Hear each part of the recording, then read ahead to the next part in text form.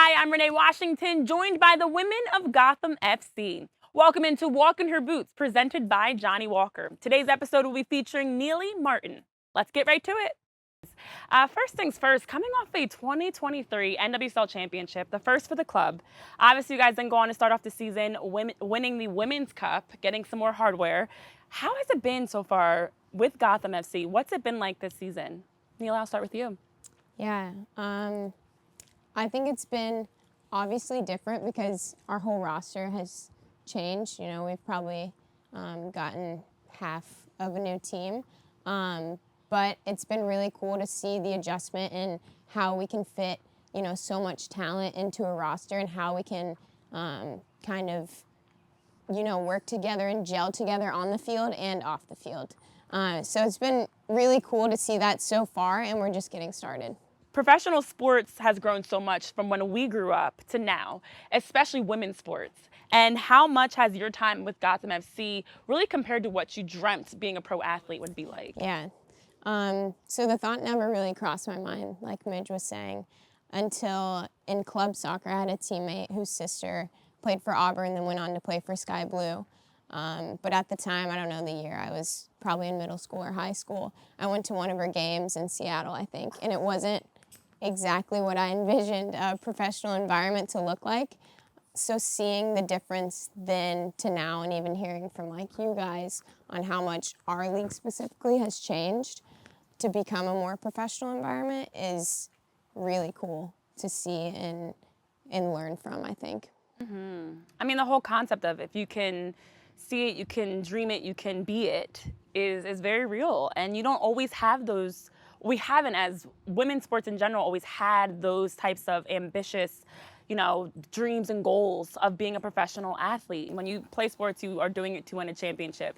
But you never know how that championship is going to unfold, and it might have you in goal. But listen, for you, Nealy, a historic, memorable season for you guys, obviously winning the first ever championship for the club. And you actually made history, becoming the first field player to ever play in goal in the NWSL playoffs. Another first that you probably were not expecting to make.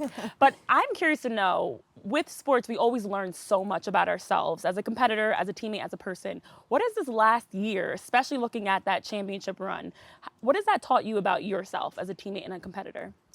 Yeah, I mean, first of all, I would have loved to have a save in the championship or in the other time I played in goal in San Diego. Feel kind of like a fraud a little bit. I thought she was going to ask you, what did that moment teach you? And I was going to say nothing. It taught her nothing. Because she's ready to go back in at any time again. Yeah, I wanted a save, but it's beside the point. Maybe next time. Yeah. Yeah, I think throughout the whole season and throughout my whole career, it's also been a little bit of a journey, like Kristen said. I also came into the league undrafted and went to an open trial and was on Racing Louisville and then came here. But I think not tying my identity to soccer, because that's always going to be a roller coaster. A lot of times it's just someone's opinion of you, but just going out there and having confidence in who you are, and specifically like my faith is really important to me. And tying yourself to something that's more rock solid than just this sport we play and someone's opinion of you. I think to a certain extent, to be at this level, you have to obviously have the talent, but I think you have to be willing to work for it, because the things that separate us right now are so minuscule.